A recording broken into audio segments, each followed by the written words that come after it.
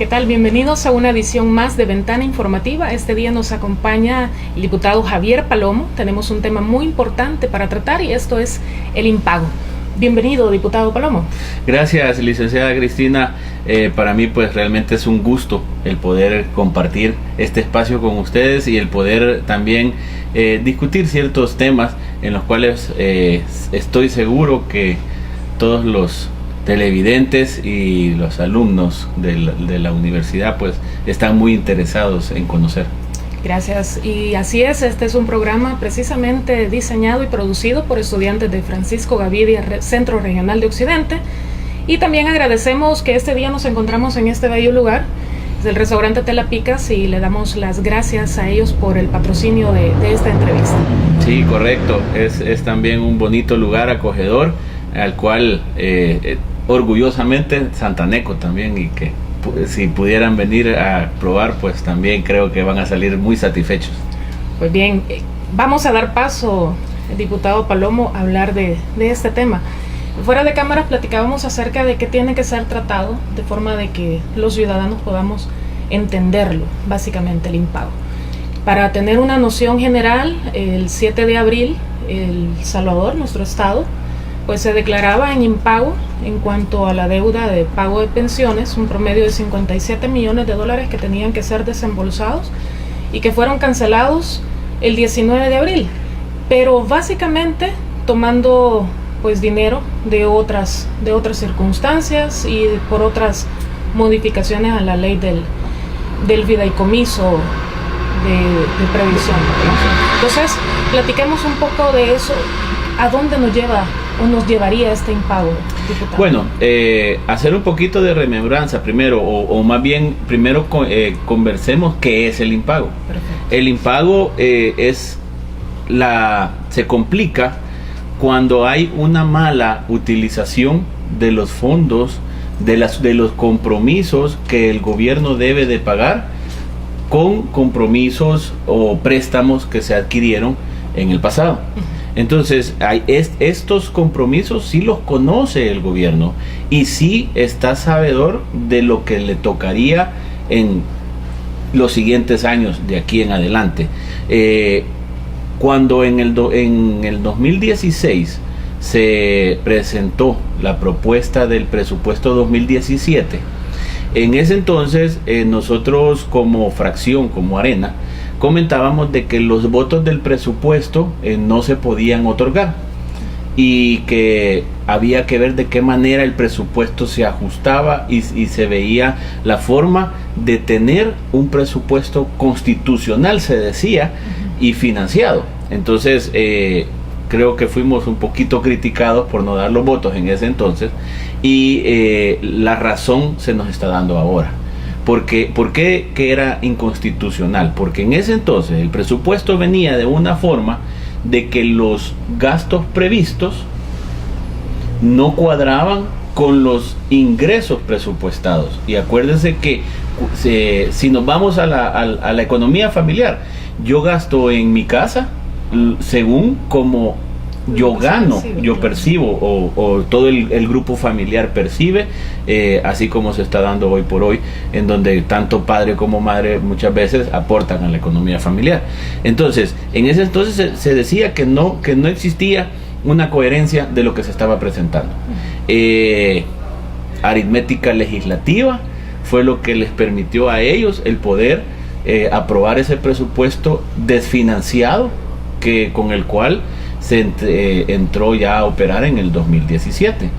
¿Por qué lo decíamos desfinanciado? Porque en ese entonces ya se conocían los compromisos, los pagos que se tenían que hacer en el 2017, y ahí no venían reflejados de dónde iban a obtener los ingresos o el dinero para pagar. Entonces por eso estaba totalmente desfinanciado. Obviamente al presentar un presupuesto desfinanciado, eso se aprobaba solo con 43 votos, que la suma de 3 fracciones nada más de las 5 de la asamblea daban el resultado de los 43 votos. Entonces ahí fue que se presentaba esa situación y así se pasó. Obviamente hoy estamos viendo las consecuencias, porque esa es la primera, el primer compromiso, lo que usted menciona, el mes de abril, era el primer compromiso que se tenía que enfrentar. Y no había financiamiento.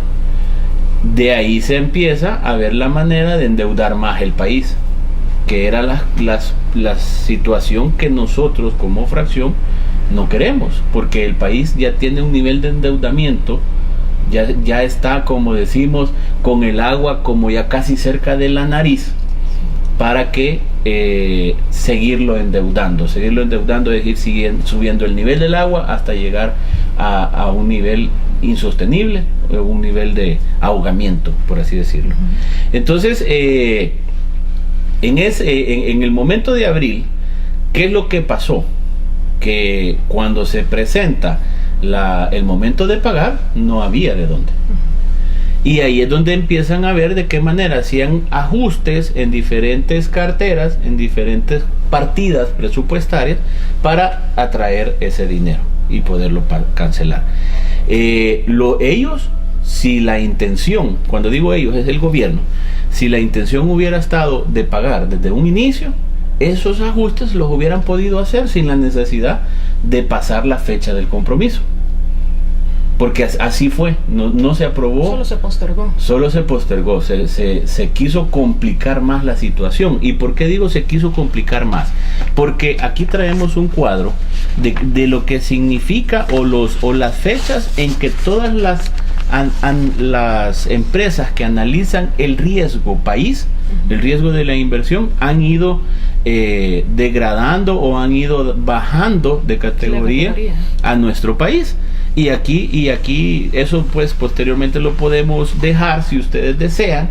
Aquí en el cuadro está precisamente donde las fechas desde el 98, desde 1998 el país se había mantenido en un riesgo especulativo y bueno prácticamente, porque pero siempre tenía bajo investigación del riesgo que podría representar. Así es, pero de ahí, de septiembre de 2016 a la fecha, es donde empieza nuestro país prácticamente a decaer, como en el lenguaje de aviación dice, en picada, ¿verdad? Claro.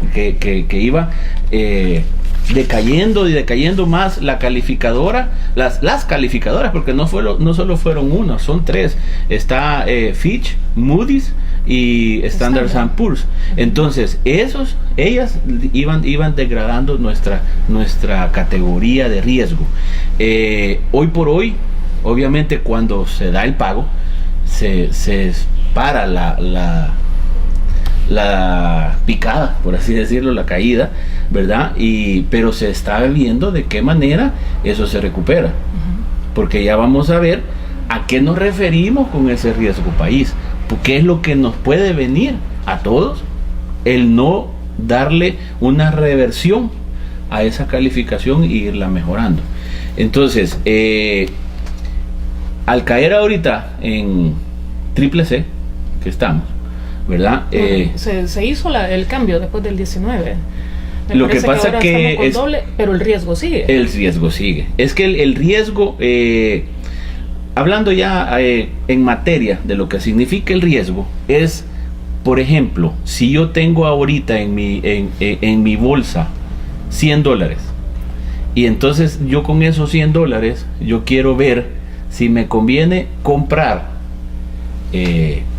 un producto, un electrodoméstico que voy a ir a revender, por así decirlo, un electrodoméstico. Entonces ese electrodoméstico, el mismo, veo de qué marca lo compro, para ver qué marca o qué artículo me conviene más comprarlo, porque al revenderlo voy a ganar más. Va a ser mi retorno de la inversión, mi rentabilidad. Entonces eso es el riesgo país. Lo que presenta es que todos los inversores, todas las personas, los inversionistas que están en el exterior, están viendo al país, están viendo El Salvador.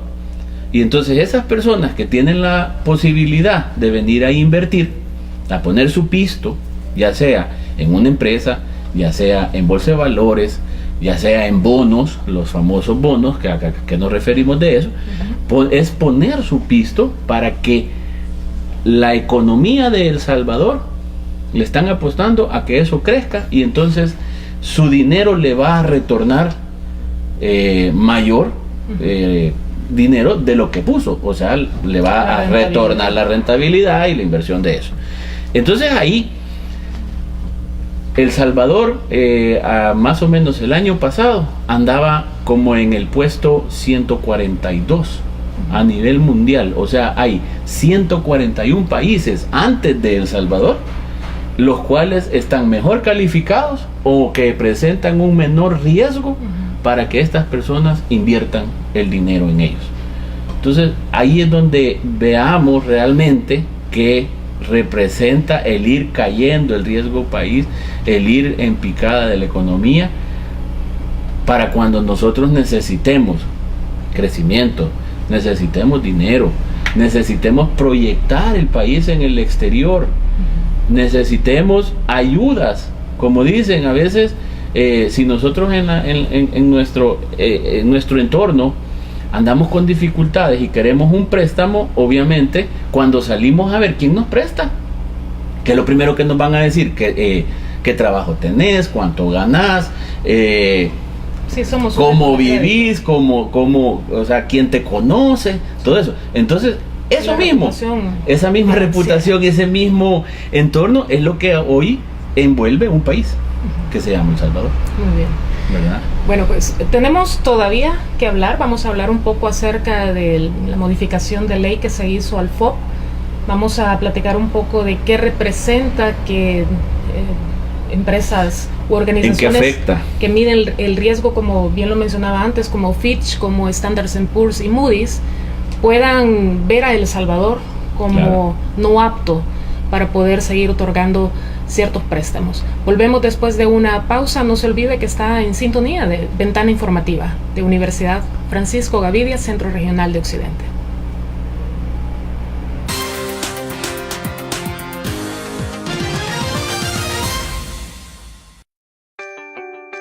El mundo evoluciona, se transforma, crece como vos. Y en 25 años, la Universidad Francisco Gavidia, Centro Regional de Occidente, ha crecido con vos.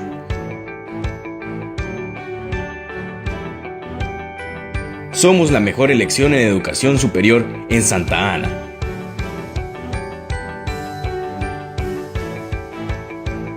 Te inspiramos a superarte. Te inspiramos a que soñes.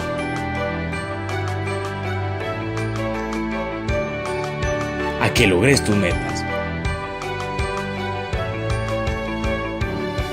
Porque vos elegís tu futuro. Porque vos tenés el control. Universidad Francisco Gavidia, Centro Regional de Occidente es tecnología, innovación y calidad.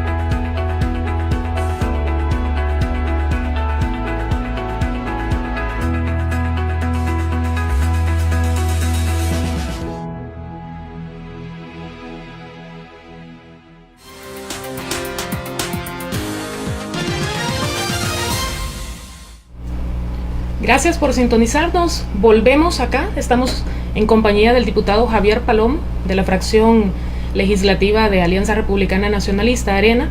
Estamos platicando acerca del impago, un tema muy importante. Y antes de la pausa hablábamos un poco acerca de cuál es el riesgo que podría representar para nuestro país, o para el salvadoreño de a pie, como muchos le llaman, el hecho de que estemos catalogados en esta ocasión. Bueno, volvimos al doble C, sin embargo, muy cerca de considerarnos como parte de esos países a quien no le podemos, o no nos pueden más bien, correcto, otorgar ciertos requerimientos financieros. Sí, de hecho, cuando hablábamos de qué representa o a qué se refiere ese tipo de categorías o de calificaciones que obtiene el país, veámoslo en tres aspectos: en qué le afecta al gobierno, en qué le afecta a la empresa o al sector productivo de nuestro país, comercio, industria,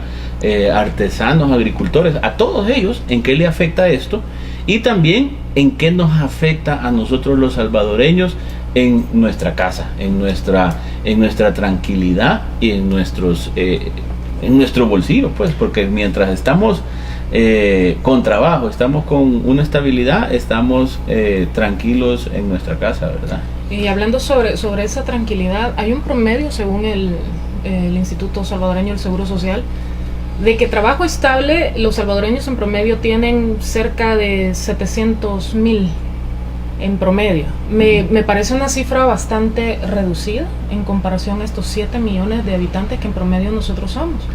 Pero veamos lo siguiente: si yo tengo un préstamo bancario, hemos escuchado de que esto nos afectaría en cuanto a la subida o el incremento de los intereses. Si yo tengo un préstamo bancario, un préstamo hipotecario, ¿cómo me afecta a mí esta situación de impago? Es que ahí es donde estamos. Cuando yo le decía, veámoslo en el tema gobierno, pues obviamente el gobierno año con año está presentando presupuestos para trabajar, para llevar adelante el país. Entonces, esos presupuestos, ¿cómo se alimentan, por así decirlo? Primero, los ingresos a través de impuestos, los ingresos a través de préstamos, o a través de las reservas que pueden tener los países. Entonces, si nos vamos en base a impuestos, el mes pasado se vence lo que fue la presentación y el pago de todos los impuestos de la renta. Sí. Ahí recibe cierta cantidad. Y mes a mes está recibiendo también ingresos, ya sea por el IVA, por el pago a cuenta de las empresas, y por otro, la infinidad de impuestos que los salvadoreños pagamos hoy por hoy, que anda alrededor de 23 o 24 impuestos diferentes. Cuando van por préstamos, si yo como país tengo una calificación de doble C, como usted lo dice, el salir a pedir dinero a los sistemas financieros, el salir a pedir dinero a través de las bolsas de valores o a otros países, lo primero que ellos ven es esto, es el riesgo que represento para poderme dar el dinero. Y en base a qué también miden el riesgo, en base a la inflación que han tenido el país, en base a la estabilidad de crecimiento o desarrollo que va presentando año con año el país en su economía, en base a la gobernabilidad que puede tener las instituciones del Estado en las leyes, en los acuerdos, facilidades de papeleo, así que no sea tan burocrático el país, que abra las puertas para los inversionistas, que abra sus fronteras. Hoy que estamos viendo el problema de que en las fronteras tanta burocracia y que tienen parados ese montón de mercaderías ahí, que den facilidades para que comerciantes, tanto nacionales como extranjeros, puedan libremente moverse. Y eso también no tengo yo quizás que preguntarle a usted, licenciada, pero sí a todos los salvadoreños: ¿cómo siente usted que estamos? O sea, ¿cómo ve usted la economía? ¿Cómo ve su bolsillo? Entonces, al gobierno, el ir a pedir dinero al exterior, lo que hace es más difícil, más tardado para que le den, y más caro. O sea, la tasa de interés se sube. Esa parte precisamente, ¿cómo la interpretamos para que las personas... Ahorita paso ya al nivel empresa, porque acuérdense que toda la economía está el gobierno, está el sector productivo donde están las empresas y también está el trabajador, el salvadoreño. Entonces, al gobierno hacer el dinero más caro y costarle más, el gobierno tiene que, una de mis fuentes de fondeo ya se me encareció, ¿verdad? Entonces tengo que ver cómo hago otra fuente de fondeo, que son los impuestos. Ya tenemos 23 impuestos. 23. Que puede ser o subir tasas, subir porcentajes, incrementar el IVA o inventar otro impuesto más. Entonces, ¿qué le afecta a la empresa? El tener una carga tributaria mayor. ¿Y cómo puedo, en vez de subir impuestos, cómo puedo yo trabajar bien sin afectar a otra parte? Trabajar con mi ingreso real, trabajar en base a que yo voy a gastar lo que me ingresa, o sea, recortar mi presupuesto, recortar todo ese gasto innecesario que se está presentando en las diferentes carteras del Estado, porque muchas veces la asamblea es criticada, pero la asamblea representa solo el 1.5% del presupuesto anual del país. O sea que el otro 98.5% representa las otras dos partes del Estado, como es la parte judicial y la administrativa. Entonces, ¿dónde está realmente lo grueso? En la parte administrativa. Entonces, veamos de qué manera toda esa grasa que, por así decirlo, tiene el presupuesto innecesario, cómo la recortamos, y esa es la que fue la propuesta. No voy a afectar porque no voy a poner otro impuesto, pero si yo no incentivo a las empresas a que crezcan, a que se desarrollen, a que inviertan y a que se abran a los mercados internacionales, yo no voy a poder seguir captando más o igual impuestos como el que estamos captando hoy. Yo la vez pasada hablábamos con los señores de aduana y nos decían, pero es que aquí el comercio, dice, aduana ya no está percibiendo lo mismo. Obviamente, si están obstaculizando la industria, si están poniendo más trabas, se está exportando, se está importando menos. Entonces no van a obtener el mismo ingreso. Están afectando eso. Vámonos a la economía familiar. ¿Qué afectaría que las empresas no crezcan? Que las empresas tengan que prestar más caro para invertir y para poder salir adelante. Desempleo. Primero, porque si a una empresa se le suben los costos de operación, la empresa sí ve su presupuesto en base a que si no vende más, tiene que reducir sus costos de operación. Entonces, lo primero, desempleo. Lo segundo, ver de qué manera o diversifica su gama y vende lo que se mueve más, ¿verdad? O lastimosamente poder llegar hasta un cierre. Y eso ya es bastante perjudicial para una economía, porque un cierre de empresas, un cierre de fábricas representa infinidad de familias sin trabajo, incremento del desempleo, una depresión económica, un crecimiento de inseguridad, nos vamos a que puede desbordarse los niveles de delincuencia más de los que los tenemos ahorita, un incremento en migración, porque quiérase que no, es cierto, hay unas reformas o se están poniendo más difíciles lo que son las políticas migratorias en otros países, pero nuestros hermanos, nuestros salvadoreños siguen migrando a otros países intentando llegar, y eso pues lastimosamente es la realidad que tenemos ahora y que es algo por lo cual tenemos que luchar. Humberto López, el director del Banco Mundial de Centroamérica, en algún momento se mostró bastante seguro y aprobó estos cambios que se hicieron, por ejemplo, a la ley del fideicomiso de obligaciones previsionales, el FOP. Hay una incertidumbre quieras o no, y sí se manifiesta un tanto de molestia por parte de la ciudadanía en el caso de que se ha recortado a tres organismos muy importantes. En el caso de la seguridad nacional, pues se le ha recortado un promedio de 6 mil millones de dólares, o 6 millones, esa cifra. Ronda Sí, los 6. Los 6, correcto. Los 6. En el caso de educación, que se le ha recortado 5,5 en promedio, y el caso de salud, que se le ha recortado 4 millones o 4. ¿Cuál es la cifra correcta? Permítame, ahorita la andaba buscando, por eso es que estaba viendo aquí las hojas. Este pequeño detalle, quieras o no, ha venido a impactar también a todas estas personas. Son millones. Millones, ¿verdad? Sí. 4 millones, por ejemplo, en salud. Correcto. ¿Qué tan importante es la salud para todas las personas? En educación, veamos esto.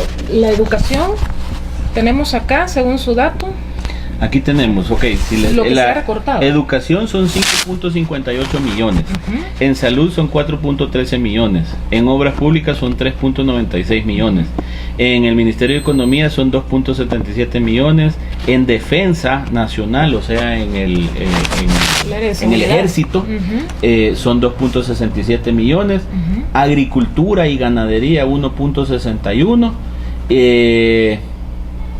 la otra que usted me mencionaba era justicia y seguridad pública, 6.68 millones. Qué bueno que toca eso, porque realmente esta fue otra de las votaciones en donde Arena no participó. Hubo 43 Hubieron votos. 43 votos, correcto, y no estaba la fracción de Arena. ¿Por qué? Porque en ese entonces y en las redes sociales, porque gracias a Dios esa herramienta nos permite a nosotros el poder decir el por qué nos está votando. Entonces, en ese entonces, este era un cuadrito que se presentaba en las redes sociales. En mis redes sociales, en Facebook, está también por si lo quieren buscar. Y aquí estaba realmente la propuesta que Arena hacía sin tocar ninguno de los ministerios claves de los que hoy se están mencionando. ¿Qué se proponía? El reducir el gasto. Nuevamente volvemos a lo mismo, el reducir la grasa del Estado y no afectar los principales problemas de los salvadoreños, porque hoy en la calle, ¿qué es lo que mencionan? El principal problema obviamente es la seguridad, la falta de empleo, la falta de salud y el deterioro en educación, en todo, tanto en la infraestructura como la remuneración a los maestros, la calidad de cómo se está impartiendo, la falta de recursos. Entonces, ¿qué decía Arena? Ok, como fracción nosotros, desde el 2016, como en noviembre, de ahí se tomó la decisión que un diputado de Arena con fondos públicos no va a realizar ningún viaje al exterior. Ustedes como fracción. Como fracción. Eso fue una decisión interna de la fracción. Nosotros, si vamos a exigir o si vamos a proponer que se reduzca el gasto, ok, reduzcámoslo, hagámoslo nosotros. Y viajes con fondos públicos no se están realizando. Dentro de la Asamblea Legislativa en la fracción de Arena. Otras fracciones no han acatado eso. Entonces, permítame, una de las reducciones que estamos proponiendo al Estado es que reduzcan los viajes en todo el aparato estatal, o sea, el gobierno. ¿Cuánto se redujera ahí? 12 millones. O sea que solo con los viáticos y gastos en viajes se reduce la suma de salud y educación y no se hubiera tocado esos dos ministerios tan importantes. Y en ese caso hablamos incluso de aquellas plazas que se ha incrementado un promedio de 30,000 plazas. Ahorita solo son viajes, ahorita plazas no estamos reduciendo, solo son los viajes y sin los viáticos. Contar tampoco partida secreta. Nada, viajes, solo con todo ese montón de viajes que hacen cada funcionario del gobierno hacia el exterior. Y aquí estamos hablando de todo el Estado, no estamos hablando nada más del 1.5% que representa el presupuesto de la Asamblea. ¿Cuál sería la viabilidad de esta propuesta, diputado? Pues yo creo que bastante. En conciencia. Si ponemos, si les pedimos transparencia, si les pedimos conciencia en la inversión, en la utilización de nuestros recursos, la viabilidad es perfecta. Con los medios de comunicación ahorita no podemos hacer teleconferencias, pues, y no hay necesidad de estar yendo a otros países para tener una reunión. Sí, se pueden implementar muchas modificaciones o reformas a la aplicación actual. Sigamos. No tener remuneraciones mayores de los funcionarios públicos, mayores que la remuneración que tiene el presidente. En los $5,000. ningún país un funcionario público gana más que el presidente. Ahora, una pregunta sobre este tema y bueno, debo hacerlo igual. Recientemente salió una noticia de la confirmación, sinceramente desconozco, porque Correcto. hoy en tanto en redes como en medios de comunicación sabemos que tenemos que fundamentar la información que se recibe, pero sí se habla acerca del salario de un edil en la zona metropolitana de El Salvador, que gana un promedio de $10,000 y es parte de la fracción de Arena. Gana más que el presidente. Correcto. Entonces, él tendría que acatar esa medida. Lo tendría. Pero no nos vayamos a un edil. Vámonos a 240 personas en el estado que ganan más que el presidente. Incluyendo asesores. Ministros, asesores, de todo. Y eso, el hacer esa reducción o el hacer esa reforma de conciencia, si le llamamos así, sería un ahorro de 6 millones. Ahora, si nosotros nos vamos por la formulación de una idea de que en lugar de quitar a todos estos miles de personas que están engrosando el Estado, esa es la porque segunda. aquí viene una cuestión importante. Nosotros decimos, bueno, que los quiten. Eso es lo usual, pero nosotros no estamos proponiendo quitar, fíjese. Esa es la parte nosotros estamos proponiendo congelar plazas. O sea, que las personas que hoy por hoy están trabajando, que esas personas sean gentes productivas y que sean gentes que sus 8 horas laborales, como cualquier trabajador salvadoreño, la ocupen en trabajar, en dar el servicio que se les ha encargado como funcionarios públicos, como cualquier persona. Que ya no crezca, que el Estado ya no crezca. Congelar plaza es que ya no crezca, ¿verdad? O sea, que los que están ahí queden, ¿verdad? Pero que ellos hagan el trabajo que les corresponde. ¿Y una reducción de salarios podría ser viable? La reducción que ahorita estamos proponiendo para no afectar la economía salvadoreña, la reducción es la que le mencionaba anteriormente, en donde los funcionarios que ganen más que el presidente se reduzcan a ganar menos que el presidente. Y ahí estamos hablando de 240, 245 personas, funcionarios.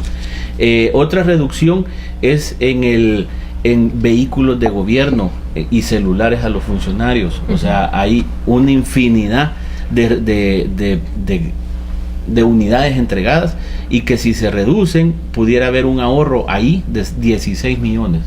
O sea, congelar plazas, calculamos un ahorro de 49 millones, los viajes 12 millones, las plazas, la reducción de salarios de los funcionarios 6 millones, y así vamos. De ahí hay reducción de consultorías y también la reducción en consumos diversos. Ahí estamos tocando lo que son las partidas secretas. Las partidas secretas, ¿verdad? Que es el gobierno que mayor presupuesto y mayor monto ha tenido en partidas secretas en todo este tiempo atrás. Esta propuesta que ustedes han planteado y ya lo presentaron en la Asamblea Legislativa. Correcto. Pregunto lo siguiente: ¿para cuánto tiempo alcanzaría este dinero? Porque estamos hablando, según algunos datos, de que para junio vuelvo a presentarle el cuadro. Mire, yo le estoy presentando aquí que ellos para pagar en abril necesitaban 56 millones. Yo le estoy presentando una propuesta completa en donde, si hacen las reducciones, el estimado que ellos pudieran ahorrar es de 150 millones más reducirse el gasto reservado de la partida secreta en unos 60 millones, estamos hablando de 210 millones. Es el compromiso que ellos necesitan ahorita para terminar el 2017. Para terminar el 2017 y no esperar, endeudamos.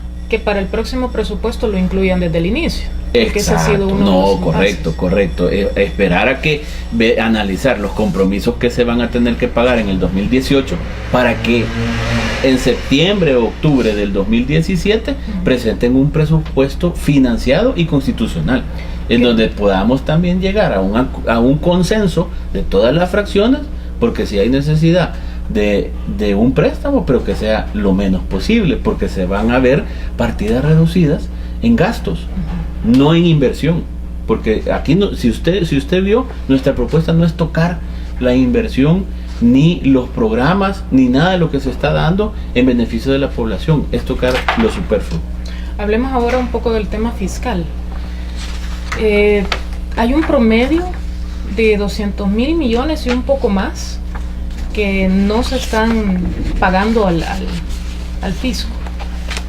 ¿Cree que eso podría ser? En algún momento el ministro Cáceres ya lleva 8 años en su puesto, ¿verdad?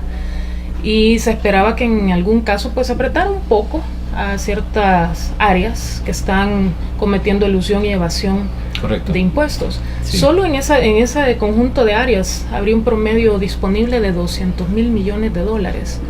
¿Será apropiado, bajo conciencia, aplicarlo? Claro, es que mire, aquí estamos, como dicen, las leyes son para cumplirlas. Y también el trabajo de los ministerios es para cumplirse también. Entonces, si yo he oído que ellos dicen elusión, evasión, ok, pero no son ellos los funcionarios adecuados y los indicados para ver dónde están ese tipo de hoyos o dónde está ese tipo de situaciones para ver de qué manera se puede evitar eso. Pero volvemos a lo que comentábamos antes de la propuesta que Arena hizo, y son las fuentes de fondeo o el financiamiento. Si para no afectar lo que es la parte tributaria en más impuestos, la otra salida es hacer crecer esa base tributaria. Y una de las cosas es lo que usted decía sobre evitar la evasión.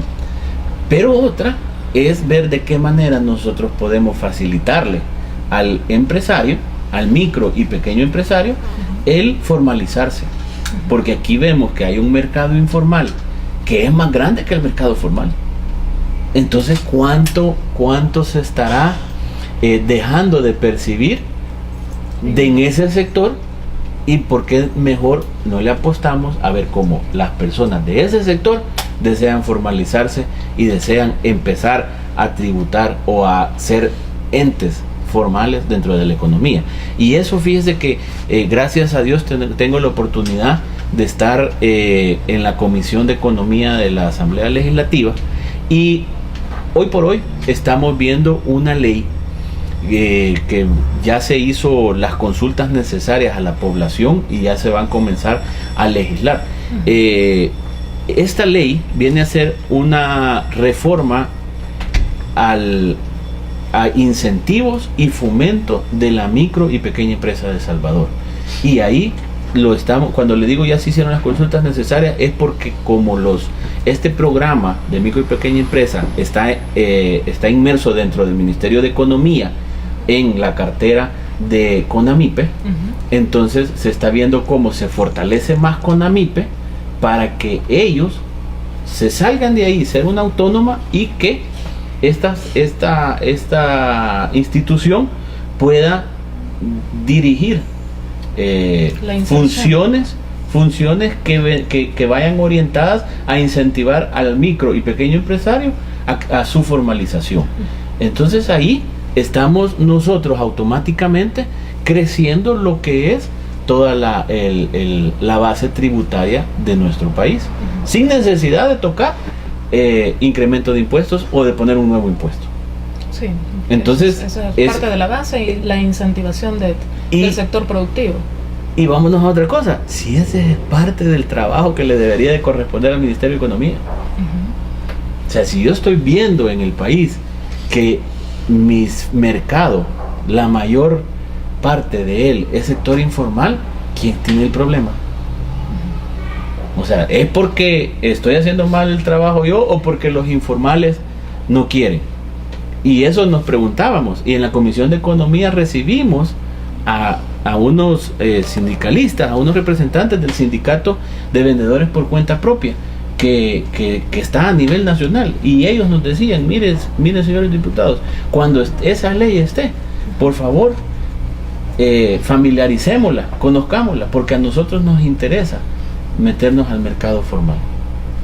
Lo que necesitarían en todo caso es una base que verdaderamente una guía, es que muchas veces proceso. hay personas que no se hacen porque desconocen, o no se hacen porque los trámites son tan burocráticos, tan tardados, y les ponen infinidad de trabas que desisten de estar en eso. Entonces, ¿cuál es nuestro trabajo o nuestro rol ahorita?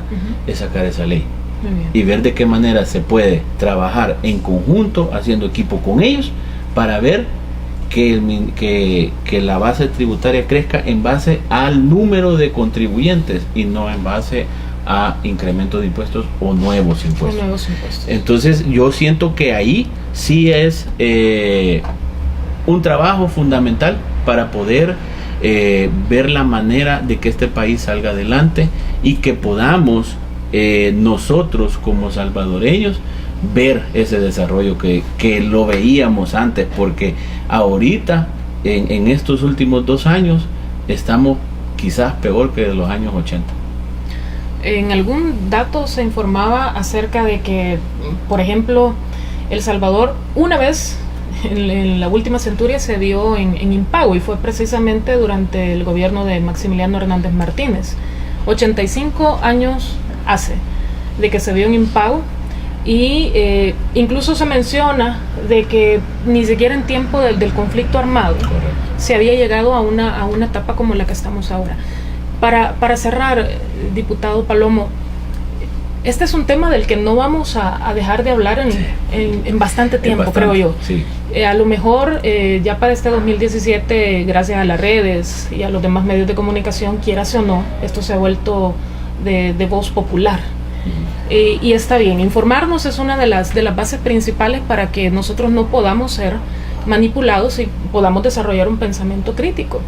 Ahora, no puedo obviar el hecho de que viene junio, viene julio, ahí está otro, y probablemente volvamos a sentarnos para platicar de este incidente. Sí, miren, ayer que estaba preparando yo esta entrevista, estaba analizando los puntos. Una persona que se me acercó y cuando estaba ahí me dice, ¿qué estás haciendo? Mira esto y esto y esto. Le dije, entonces me dice, mira qué interesante, me dice, porque yo creo que lo que está ahorita pasando, o lo que pasó en abril, es ver el pedacito que está afuera del agua del iceberg. Pero abajo del agua está el grueso del iceberg. Entonces yo siento que ahorita que pasó esto en abril, tenemos la oportunidad, y el gobierno tiene la oportunidad de poder ver de qué manera hace sus ajustes necesarios para no volver a caer, porque lo que usted decía, en julio, agosto, ahí viene otro vencimiento. Viene otro vencimiento. Claro. Entonces, estamos a tiempo, estamos en mayo. Y estamos a tiempo de que ellos, si como decimos, con cultura de conciencia, pueden ajustar su presupuesto, pueden ajustar sus partidas y pueden gastar menos. Hoy que venía para acá, ¿qué oí? Que en Soyapango o en Ciudad Delgado mañana están preparando el Festival del Buen Vivir. ¿Quién se beneficia del Festival del Buen Vivir? Hasta ahorita no he oído un municipio que él diga que salió adelante porque llegó ese festival un sábado ahí. ¿Cuánto dinero se está desperdiciando en eso? ¿Cuánto dinero se está utilizando de nuestros impuestos para que esas personas solo lleguen a hacer su show ahí? O sea, veámoslo, pongámosle conciencia y pongámosle amor al país y pongámosle consideración a los recursos que se perciben a través de los impuestos. Y yo creo que si eso lo hacemos, vamos a tener un giro en el camino y vamos a poder terminar el 2017 de una mejor forma.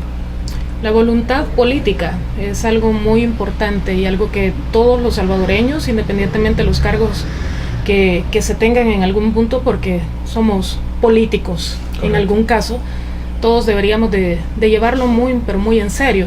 La sociedad civil también hace un buen papel y tiene que desempeñar su rol más exhaustivamente. ¿Por qué? Por lo que usted mencionaba, gracias a las redes se dieron cuenta de esto, gracias a las redes se están dando cuenta de la propuesta, y gracias a las redes también se están dando cuenta de un montón de propuestas que están haciendo en función de reformar las pensiones de los salvadoreños. Y ahí sí, como funcionario público, como representante de Santa Ana y como diputado por Arena, nosotros le decimos que Arena no va a dar un voto para poder cambiar ese sistema de pensiones si ese sistema afecta al pueblo salvadoreño. Muy bien. Y ahí sí pedirles que estén pendientes, pedirles que ese tema no lo dejemos en el tintero o no lo dejemos para mañana, que ese tema esté día a día.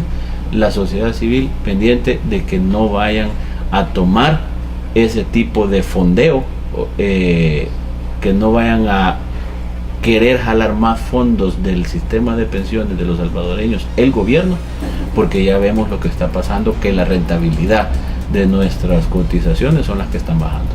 Muy bien, gracias diputado Palomo por habernos acompañado este día, esta jornada de Ventana Informativa. Manténgase pendiente porque esta es la primera de una serie de la temática impago. Gracias también a Restaurante Telapicas por su fino patrocinio. Nos vemos la próxima semana acá en Ventana Informativa.